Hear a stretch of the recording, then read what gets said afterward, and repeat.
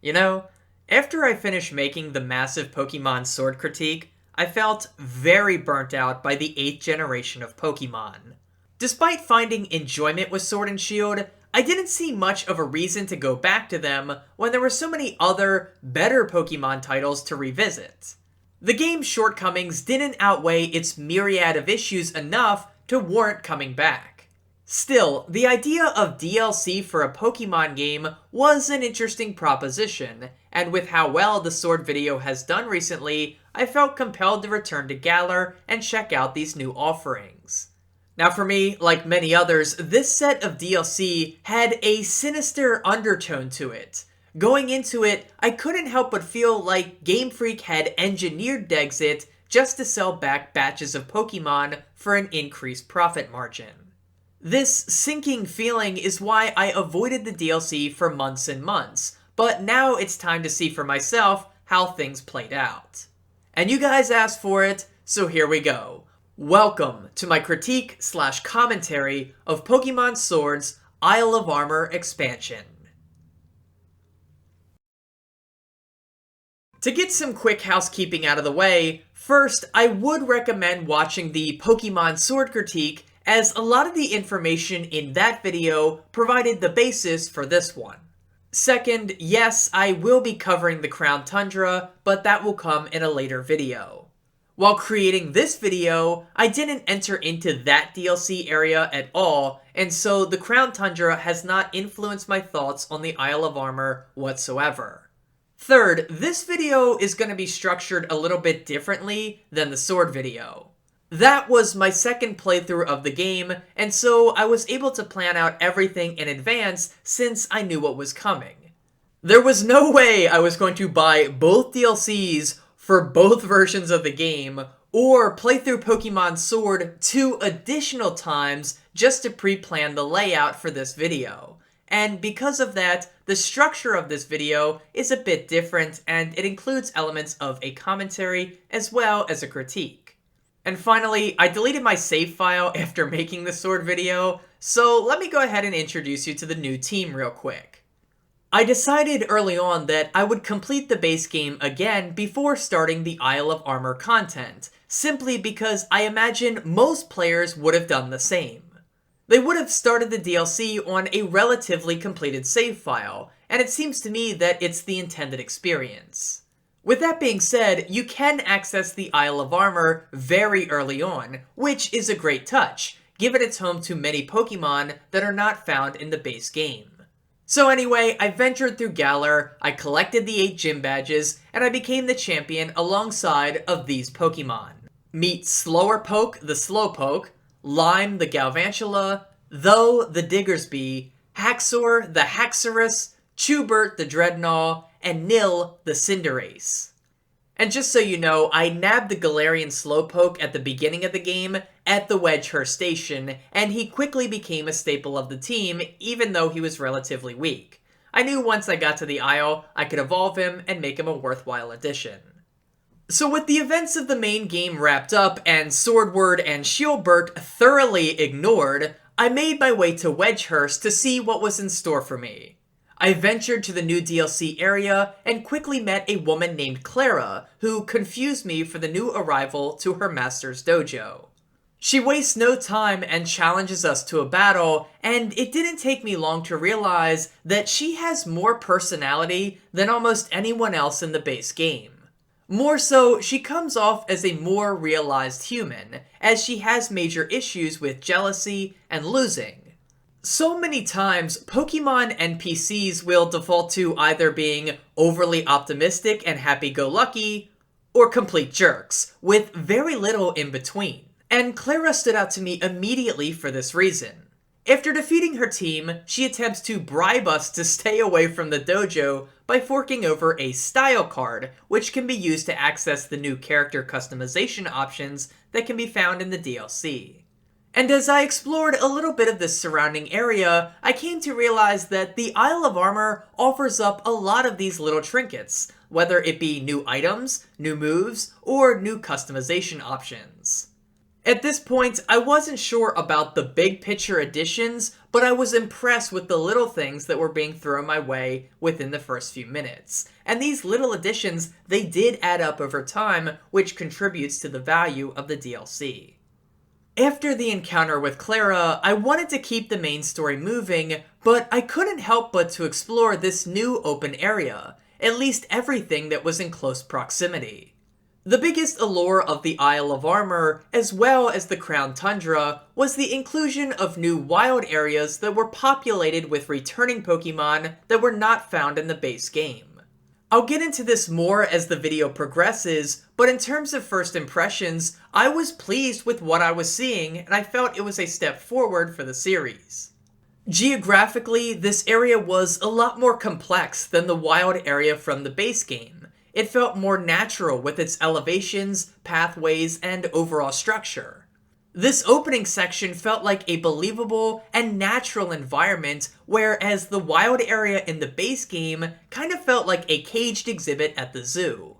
Seeing the returning Pokemon roaming the overworld was just as exciting as it was in the base game, but the sensation was multiplied by a newfound sense of freedom.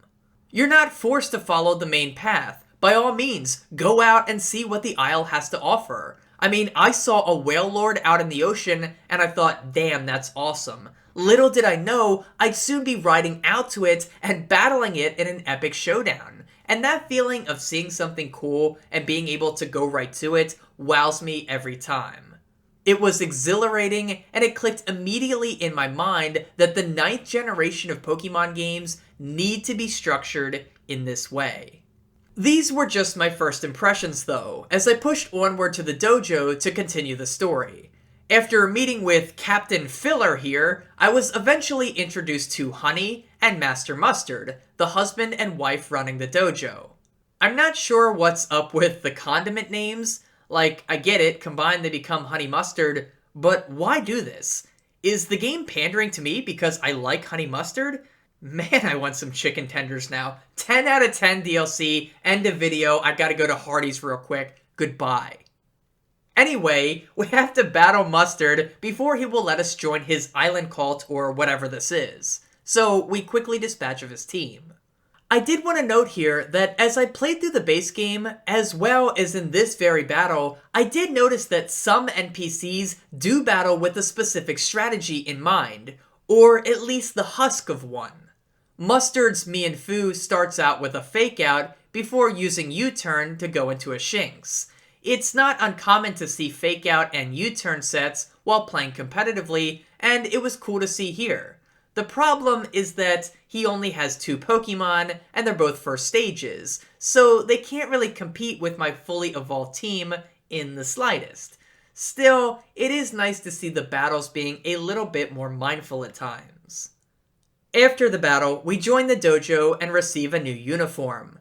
As Clara goes to get hers, it's swiped away by a pack of fast-moving Slowpokes, which was a hilarious moment. That moment where the Slowpoke just looked back at everyone, all derpy, like, yeah, we just stole your shit. What are you gonna do about it? It had me rolling, it was great. Talk about subverting expectations in a really good way. With that, it was time for our first of 3 trials, hunting down these Slowpoke and battling them in order to retrieve Clara's dojo outfit. Before doing that though, I took a few minutes to meet with Hyde, the son of the family. Earlier, he had gifted us with an EXP charm that can be held by a Pokemon to have it receive additional experience. One thing I praised Max Raid battles for in the original video was how they rewarded the player with candies that could be used to level up Pokemon faster, which was great for expediting the process of making competitive teams, as well as completing the Pokédex. And I'm glad to see that effort continued here, as the EXP charm is a very valuable item in raising Pokemon faster. Hyde's also invented a new device that will turn items into new items of higher rarity. The Isle of Armor is littered with pickups that can be put into this Cramorant machine, and depositing 4 will gift you with 1 new item. You can never be sure what you're going to get without looking things up, which is exciting. And there's a few things that this DLC seems to borrow from The Legend of Zelda Breath of the Wild, and this Cramorant machine is one of them. It reminds me of how cooking worked in that game. Throw in some ingredients and see what you get. It's obviously recontextualized here, but it seems like an extension of cooking within the Pokemon camp system, which was already pretty derivative of Breath of the Wild. As I work towards completing this first trial, I wanted to talk about how the DLC handles level scaling to accommodate the player. As I mentioned earlier, you're free to start this expansion at nearly any time. The only requirement is reaching the wild area for the first time, and that means most players will be able to venture here while they still have Pokemon under level 10. Many others will experience the DLC on completed save files, meaning most of their Pokemon will probably be around level 60 if they completed just the main story and the post-game quest. And beyond that, some trainers are going to roll in with a full squad of level 100 Pokemon. This variation in the player's stat potential makes level scaling the most obvious solution, and I think it worked out well for the most part. Wild Pokemon, as well as Pokemon owned by trainers, have their levels adjusted to roughly match those of the player character, although wild Pokemon cap out at 60 for the most part. This ensures that whenever a player comes here, the game will account for their progress, or lack thereof in some cases, that they've made so far in their journey. They can also dip into the Isle at multiple points, early on to grab some Pokemon, and then they can revisit later to progress the story here or catch some new Mons. My only pause for concern is that Game Freak should have allowed trainers to have evolved forms of Pokemon depending on the average level of the player's team. For instance, in my battle with Clara, I scorched her team of Venipede and Slowpoke. Even without using super effective moves, the base stats of my fully evolved team would have been enough to eradicate her poor little creatures. It made the first battle in the Isle of Armor a pretty dull experience, despite Clara piquing my interest as a character. It would have been vastly improved if she had sent out Scolipede and Slowbro, or even Slowking. Yes, I would have still won, but at least it would have been closer to a fair fight. I wish the game would have made this adjustment. Yeah, go ahead, send out the weaker Pokemon for trainers who are early in their adventure, but also factor in evolutions with the scaling so that NPCs can at least try to keep up with the player. Anyway, with the Slowpoke defeated, it was time to return to Master Mustard for the most important decision in any Pokemon game. Choosing a starter. Wait a minute! Wait, this isn't the beginning of the game! What the hell? Once again, the red carpet is rolled out for Bulbasaur and Squirtle, although it's a path that Charmander has already left his footprints on. At this point, I've been handed these Kanto starters so many times that it's starting to lose its effect. What I once liked about X and Y has now become a bit too much. And in hindsight, I don't like that Leo's ace Pokemon is Charizard. It just feels played out at this point. Like, it's time to move on for a bit, and yes, I can feel the dislikes coming on this video just from that. But despite the promise of Gigantamaxing, I quickly sent this Squirtle to the box, where it would most likely live out the remainder of its days. I love Generation 1, don't get me wrong, it's what I grew up with. But I'm ready for some other Pokemon to get a chance to shine. I would have loved to see the Johto starters here instead. With that, we're free to begin the second trial, locating some mushrooms which apparently aid in Gigantamaxing. Before we get to that though, I felt compelled to take a break from the main story and spend a few hours exploring the Isle of Armor to get a feel for how well it functioned as a next step in the wild area formula. Overall, I'd say that we have a decent leap forward in quality from their first crack at doing an open area, but the same problems that plagued it then continue here, and they're actually magnified because of how some components have been touched up. So let's start with the good. The simplest thing to praise is how the wild area pushes the series closer to an open world entry that offers up much more player freedom. The OG Wild area didn't inspire much confidence that Game Freak could make an entire mainline entry open world. It seemed like a good first step, but it didn't strike me as anything remotely close to the vision that many fans have had for a long time. It just felt too manufactured geographically. Here though, the lay of the land feels much more natural and expansive, as most areas blend well right into one another, with the exception being the desert highlands that transition in harshly when compared to the grasslands directly beneath it. Overall though, it's much easier to recognize the different biomes, each with their own sets of flowers, rocks, trees, and of course Pokemon inhabiting them. Another praiseworthy addition is the interconnectedness of the Isle, as it's relatively easy to reach any portion of the landmass from any other point.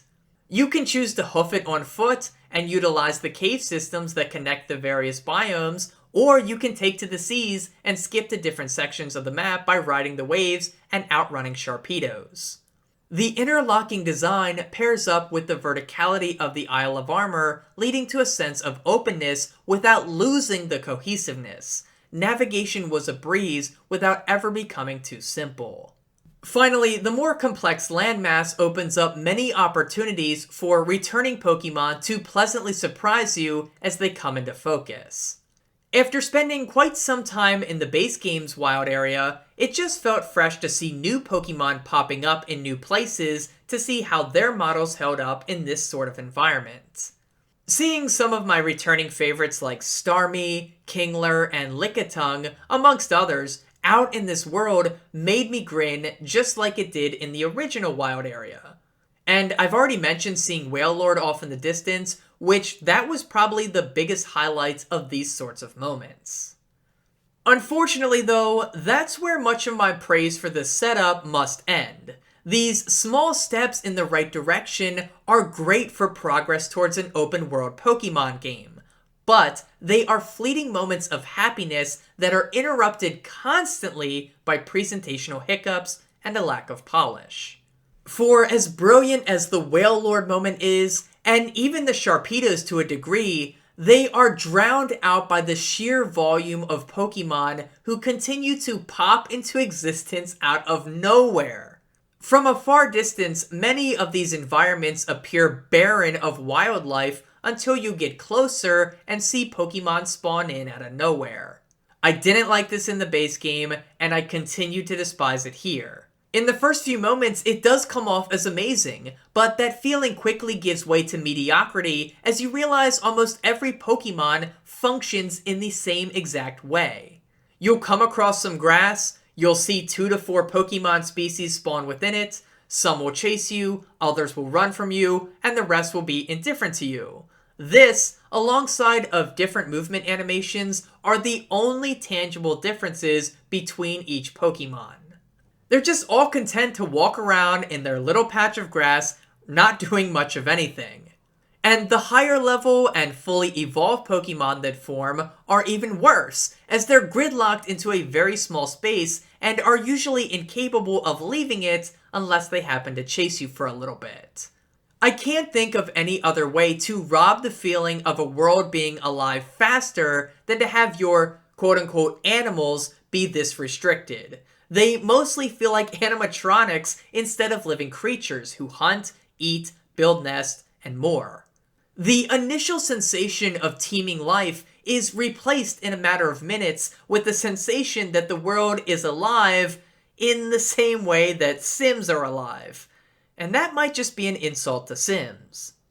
Besides the pop-in and the overly simplified Pokemon AI, other presentational discrepancies make themselves known far too often. When near a cliffside and panning the camera, it'll zoom in super close, most likely due to an invisible wall. It feels so artificial and reminds you that this is a video game world. If you're gonna let me control the camera, then make sure it doesn't actively work against your game. And the same ugly texture work we all roasted the base game for carries over into the DLC as well. Here it is, everyone's favorite tree continues to dot most biomes on this landmass. The Isle of Armor has a few moments where things shine and look really nice, but upon further inspection, they just don't hold up, which may just be pretty indicative of the entire game's graphics. The presentation is only slightly better than the base game, and it's due more to a commitment to having different biomes that don't transition so harshly.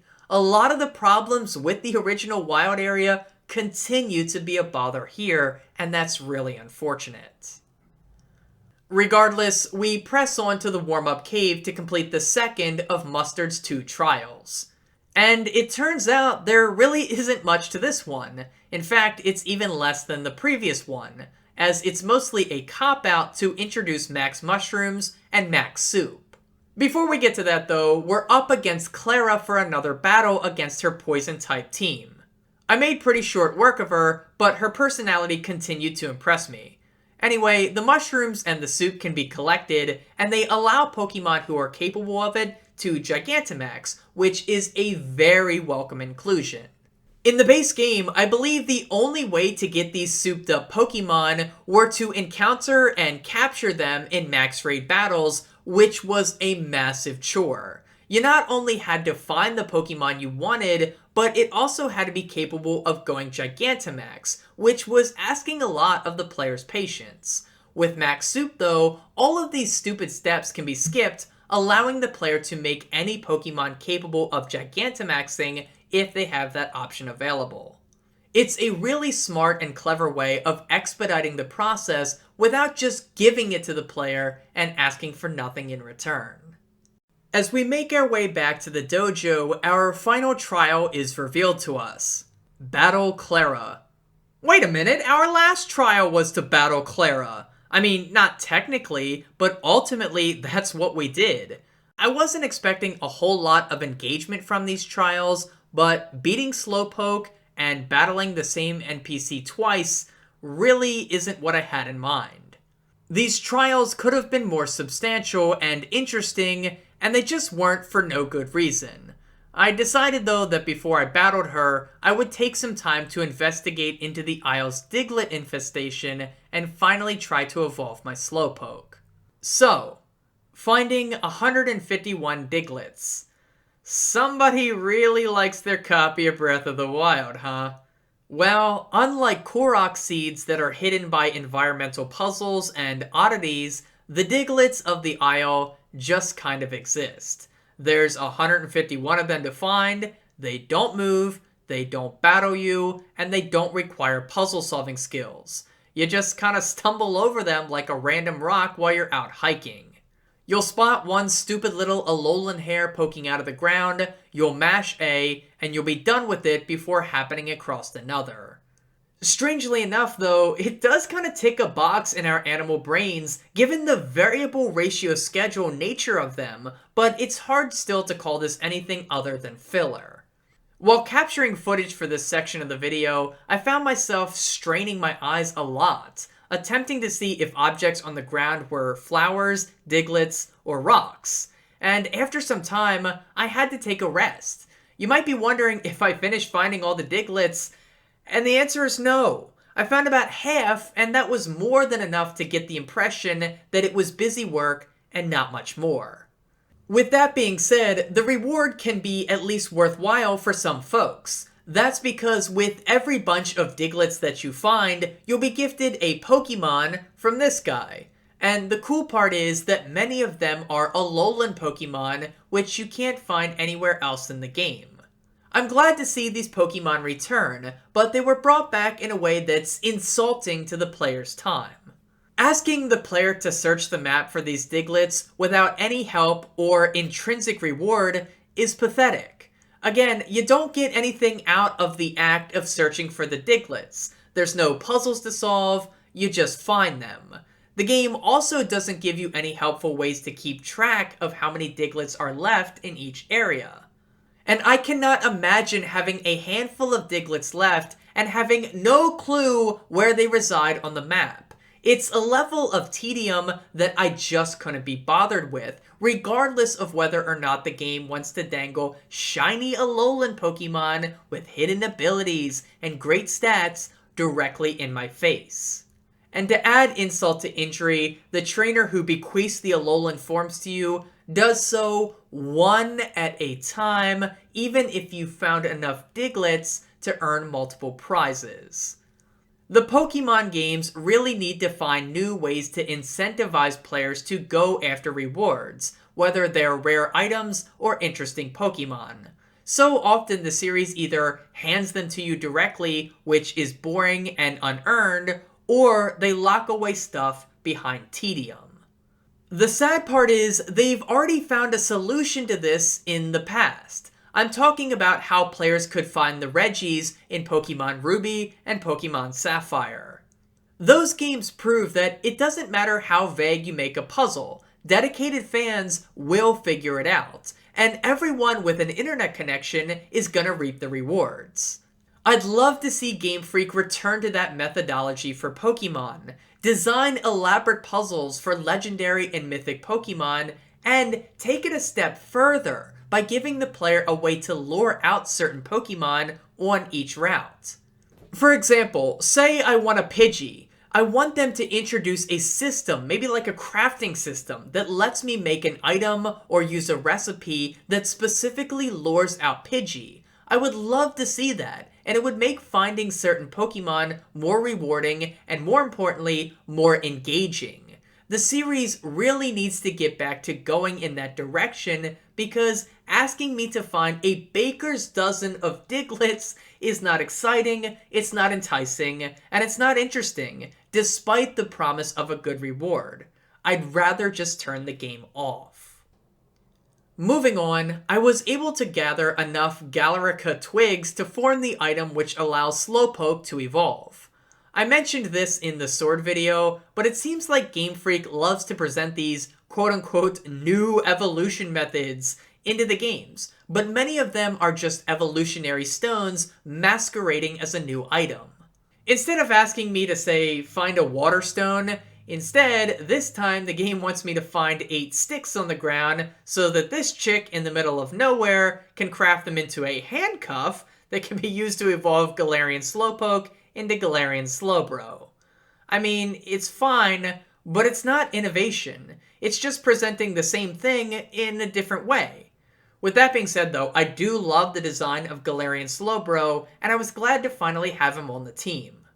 Heading back to the dojo, it's time for our final trial, and as I mentioned earlier, it's another battle against Clara. I'm glad I took some time between the second and the third trial, because her team is a lot different, including a Galarian Slowbro of her own. If you were to do everything in order without any breaks, I'm not really sure when Clara's Pokemon would have changed so much. It would have had to have come when she returned to the dojo after your encounter with her in the warm-up tunnel. And not to mention, we beat her team there, so in theory, they wouldn't be able to train until she came back to the dojo to heal them up, and by then, we're already there, and she's ready to battle us. And I realize that her team being more advanced within this short amount of time is probably overthinking it, and it is a nitpick. But these sorts of continuity errors pop up from time to time throughout the series, and I always seem to notice them. And once you experience enough of them, it starts to take a toll, as you constantly find yourself getting pulled out of the experience. It makes me wish things in this generation were a bit tighter and more thought out. Back to the current moment, I love how Master Mustard is this old man, but he somehow reaches the midpoint of the battlefield so quickly. It's an intentional moment of humor, as the characters, including our own, turn around and see that he's tracked so far so quickly, and they're just kind of surprised that he pulled off this feat. It was funny, and I noticed a lot of little moments like this throughout the Isle of Armor that often got a chuckle out of me. It's like a few good bits of humorous characterization spread throughout, and I really appreciate that. The battle against Clara is fine. It's essentially just another reason to let us use our Dynamax Pokemon, or in this case, my new Gigantamax Cinderace. The battle itself ends up being pretty lackluster, especially since she doesn't have a Gigantamax of her own. But I do really appreciate Clara as a character, especially how, upon losing to you, she doesn't immediately bow down to you. She's been your rival throughout your short time together, and she doesn't quickly change her disposition towards you. She puts a little respect on your name, but she doesn't praise you like so many other NPCs do throughout Sword and Shield, and I really like that. So our gift for being a random guy who showed up and smoked people at their own game is a new Pokemon. Meet Kubfu. It makes sense for DLC to introduce new Pokemon, and so I'm glad to see this little bear take the stage. I'm also pretty keen on his design, and I think it's one of the better in Generation 8. Mustard asks us to take care of him, and more importantly, to increase our friendship with him, and so that's what we set out to do next. He also grants us permission to allow our Pokemon to travel outside of their Pokeballs while traversing the aisle. Allowing Pokemon to follow behind you is one of those little features that fans are constantly clamoring for, and for good reason. One of the main draws of this game is going on an adventure with a team of creatures that is wholly your own. You're not traversing with friends or rivals 24/7, and so the crutch of your relationships are those that you share with your Pokemon. In order to live up to the series' greatest theme, companionship between people and Pokemon, it's necessary for the games to find as many ways as possible to allow you to interact with your creatures. Allowing them to tag along behind you is a great building block in working towards that goal. It's incredible how much can be gained simply by enabling this feature, and I'm glad it was brought back here, even if it is in a limited capacity. With that being said though, it's the worst implementation of this idea that we've seen yet. It quickly becomes obvious that Game Freak didn't think through how these Pokemon would follow you in an open space, as well as the speed at which they would move. The grid system of Heart Gold and Soul Silver left a lot to be desired in terms of believability, as every Pokemon followed behind you at the same speed and at the same angles. Here, things are more realistic, but it's to the game's detriment. Some Pokemon move so slowly behind you that they might as well not even be there. Waiting for them to catch up or seeing them teleport in is not ideal. On top of that, it's very easy for them to get stuck in the environment, and the brain-dead AI isn't capable enough of steering them back to your current location. Dreadnought was one of the aces of my team, and won more than her fair share of battles for me. Yet, she can't figure out how to traverse this slight barrier created by this vegetable garden. What is this, the most powerful barricade in the world? It's 2 inches tall. It's laughable, and it leaves a lot to be desired. 3-inch barricades be damned, we press on. Mustard has tasked us with raising our friendship level with Kubfu, which is actually made really simple. All we have to do is travel to 2 of 4 spots on the aisle and talk to certain trainers who instantly boost our friendship with Kubfu. This takes all of 5 minutes, and I'm not sure it was a necessary inclusion. And out of all the story bits in this DLC, this brief section feels the most like padding, although it's such a small amount, I don't even know if I should call it that. Following this, we're presented with a choice on how to go about evolving Kubfu. We can grant him an additional typing upon his evolution, either water or dark, and the choice is left up to the player. In order to do this though, we first must conquer one of 2 battle towers with the typing of each correlating with either water or dark.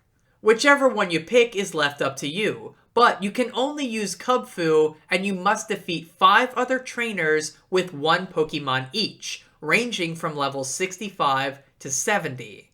What this means is that you'll have to raise Kubfu's level in order to keep up with the competition. When you receive Kubfu, it's only level 10, and the game outright suggests to you that you make it reach level 70 before proceeding.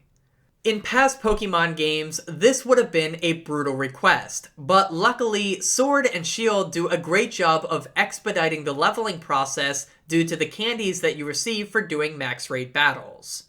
Unfortunately for me though, I'm not a big fan of the max raid battles, and after a Golduck punted me out of its lair twice, I decided that, I better get things done the old-fashioned way.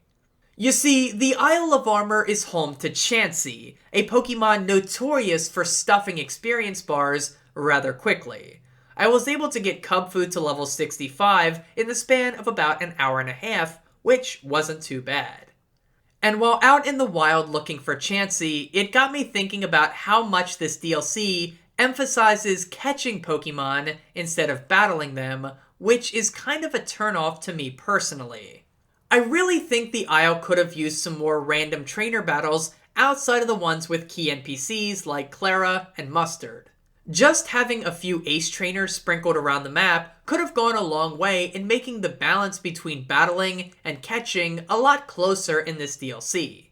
With how it is now, I was disappointed as a fan who prefers battling over catching, as I really didn't feel challenged by any battle within the Isle. And giving so little of a core component in the DLC was a misstep to me, and it's something that I hope is rectified when I reach the Crown Tundra. So eventually I got my Kubfu to level 65, and I decided to make my Urshifu a fighting and dark type. This meant that all the trainers I would be battling within the tower would use dark type Pokemon, which obviously gave me a massive advantage. Kubfu was able to sweep through the first 4 trainers by spamming close combat, which felt stupid, and not like the grandiose final test that the game presented it as. For me personally, I think Kubfu should have gained either the water, or say the fire typing, or the grass typing, because fighting moves don't have an advantage over either of them. This way, both towers could have felt equally as rewarding, and may have required a little extra strategic thought from the player. If you can't rely on super effective moves, you might have to change up your strategy a little bit, which I think would have been cool.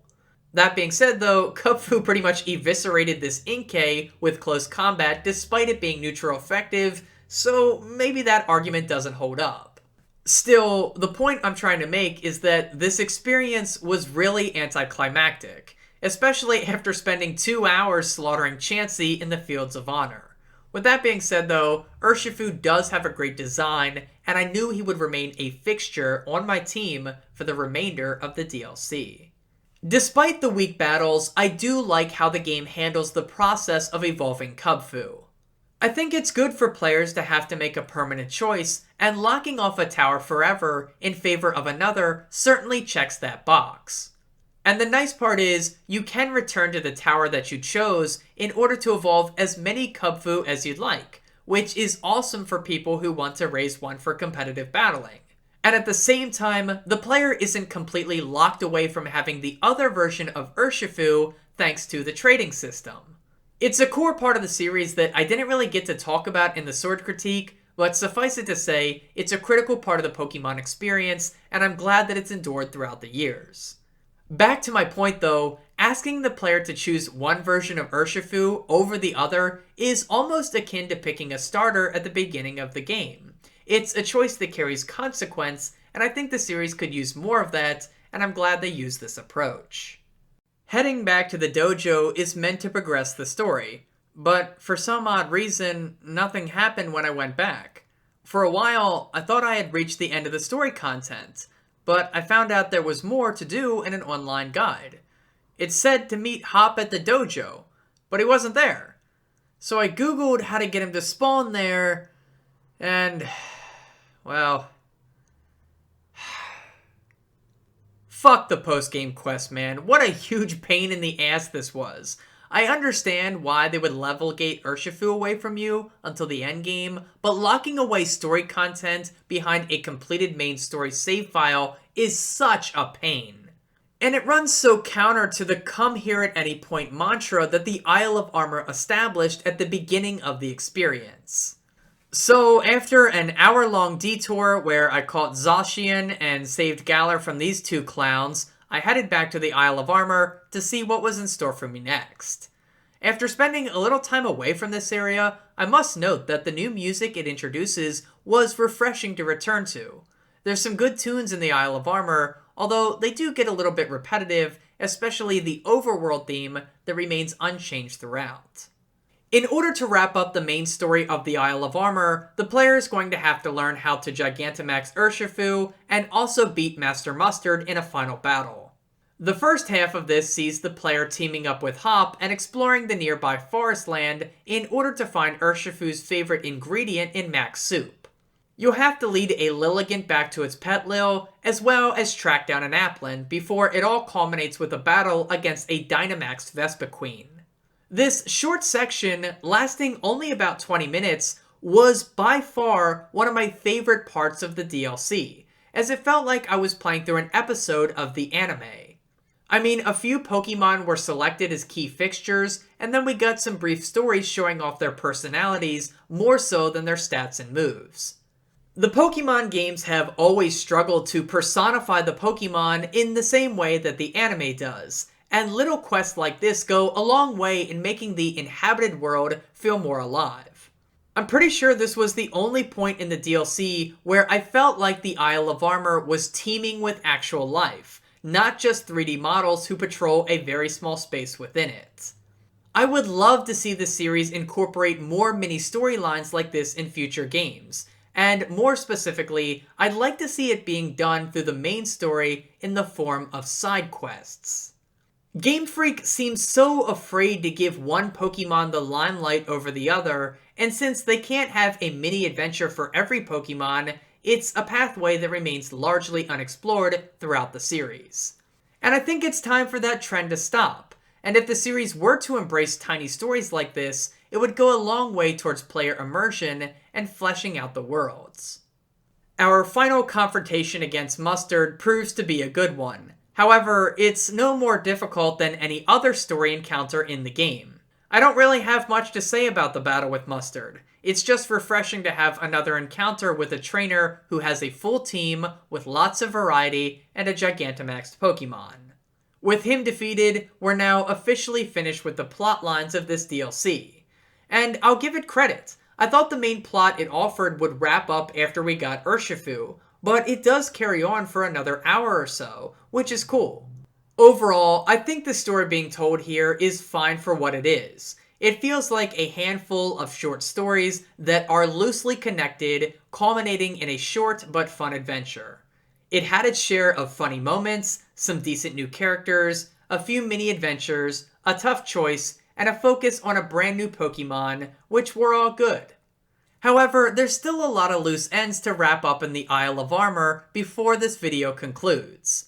I wanted to make sure I got a full idea of what I could experience, and so I looked up some other things to do after finishing the story threads, and I was surprised to see there was quite a few things to complete. To get the small ones out of the way, you can grab a Porygon from Hyde, you can finish the Diglett quest, you can upgrade the dojo with new merchants, and you can finish grabbing up the new DLC items like some TRs and your rival shirt. There's also a battle with Honey of all people, which is a very well hidden secret and one that I absolutely adore. But in order to have a showdown with her, you have to fork over 1 million watts to upgrade the dojo, which is a steep price to pay. It's a little rich for my blood, but I do think it's an awesome reward for dedicated fans of the games who have built up a lot of watts. So those are all the tiny things you can do. The two major things you can do after completing the main quest are finishing the Pokédex by collecting all the newly introduced Pokemon, as well as completing what the game calls restricted sparring matches. So let's start by talking about these. As I said earlier, I do think this DLC needed a bigger focus on battling throughout its main story and in exploring the wild area, but the restricted sparring does go a long way in bridging that gap overall. You can think of it as the battle tower with a twist. You can only use up to 3 Pokemon, but they must all share at least one typing. So essentially you're asked to battle with monotype teams against a series of 5 opponents who have type diversity on their side. You're also prohibited from using items, and you can only elect to heal twice throughout the 5 battles. It requires the player to bring a well-trained team that carries some diversity within their secondary typings to ensure that they have their bases covered. For example, when I tested things out with some random Pokemon, I found that Rotom Heat was super useful on my fire team, and that's because his electrical type moves provided coverage against water types who could easily decimate my team if left unchecked. And choosing when to heal is also critical, as you'll need to be stocked up on HP and PP, but you don't want to have a showdown against 3 straight trainers without having a chance to heal. Now, in some regards, this whole system is a little luck-based, since you can't be sure which Pokemon the next trainer will have. Still, it's a good way of challenging the player and forcing them to adapt to whatever disadvantages are presented to them. You're also rewarded with battle points that can be used in the Battle Tower, which is awesome. Again, it's a twist on the Battle Tower that creates a unique experience without introducing some whole new currency that you have to grind out. And to me, that's a win-win. And then of course there's the pursuit to fill up your Pokédex by catching and training all the new Pokemon that were brought back in the DLC. In total, 107 Pokemon from previous generations were brought back in this DLC, which does raise the game's total by a significant chunk.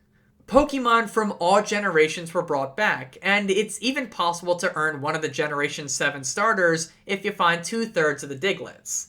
It is kind of stupid though that you don't get to choose, and instead you just get the one that corresponds with the starter you chose at the beginning of the game.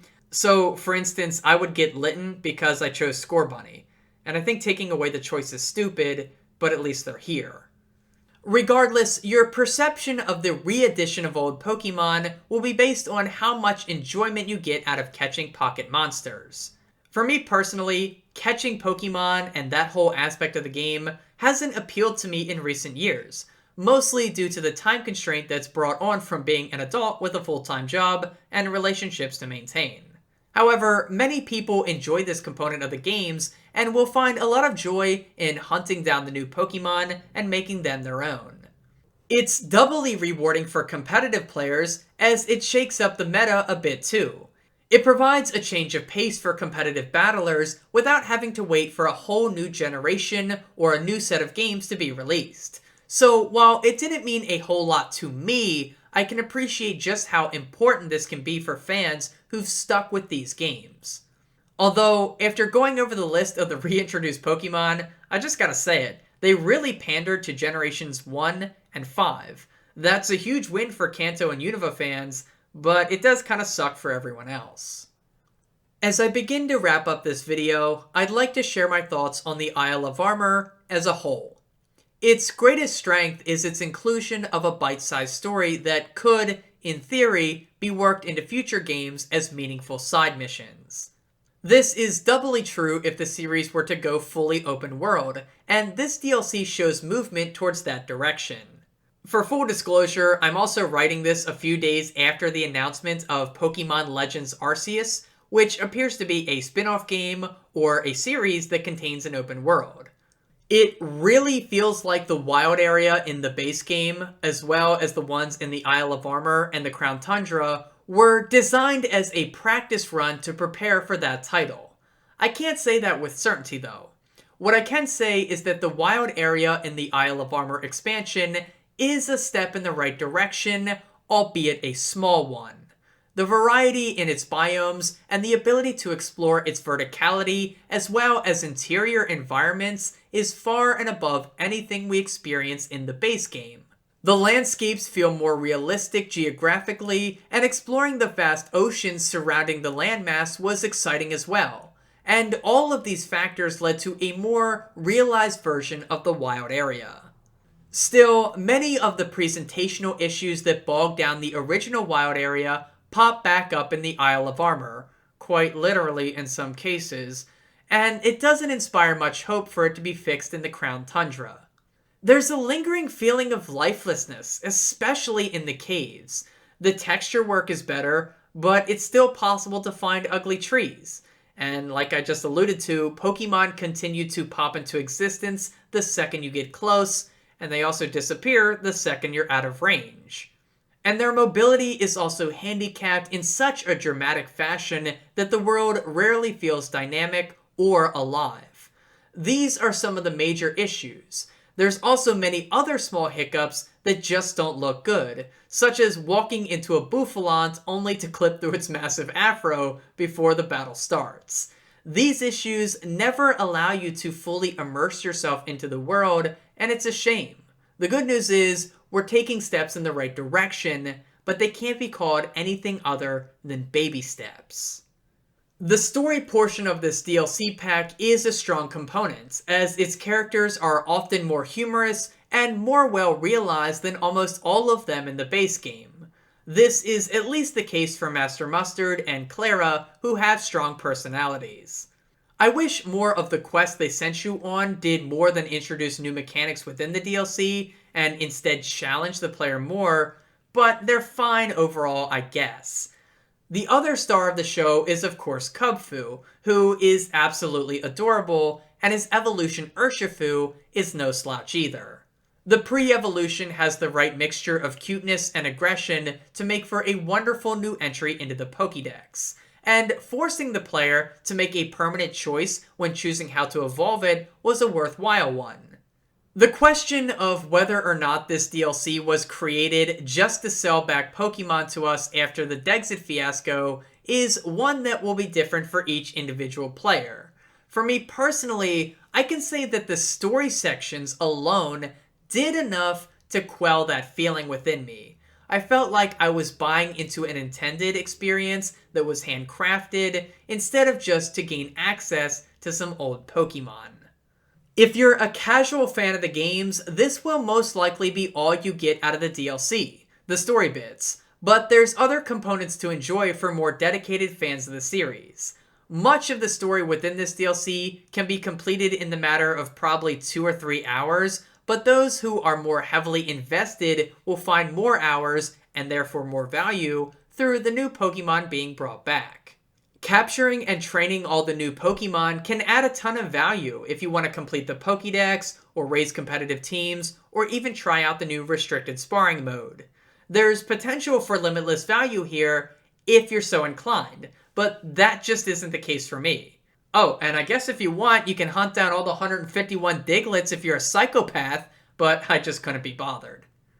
So the final question is this. Is the Isle of Armor DLC worth the $15 price tag? Again, it's a question that every fan will answer differently depending on how dedicated they are to the series, and more specifically to Sword and Shield. For me personally, I can't say that I felt my $15 was well spent, but it is closer than I thought it would be. Coming into this, I thought there was no way that I'd find a lot of value here, and I really didn't. But what I did find was a decent set of characters, an awesome new Pokemon set, and a wild area that shows some signs of progress. Now, if I could have had that all for $10 instead of $15, I would have felt a lot better. So as I wrap up work on this video and prepare to visit the Crown Tundra, I can only hope that Game Freak expanded on what they've done here and cleaned up some of the issues I outlined throughout this video. But I'm not getting my hopes up. Only time will tell. On that note, I hope you guys enjoyed this critique/commentary of Pokemon Sword's Isle of Armor expansion. I know it's not as detailed as the Sword video, but this was a different approach. The Sword video was about seeing how the latest set of games both pushed the series forward and restricted it, while also challenging some of the shortcomings and highlighting the successes. This video isn't a case study, but I hope you still enjoyed hearing my perspective and thoughts on the Isle of Armor. And if you did, you can be excited for the Crown Tundra video that will be out in a few months. Thank you so much for watching. Please leave a like if you enjoyed the video. Consider subscribing for more. Follow me on Twitter @NopNapNarp. And as always, have a nice day and take care.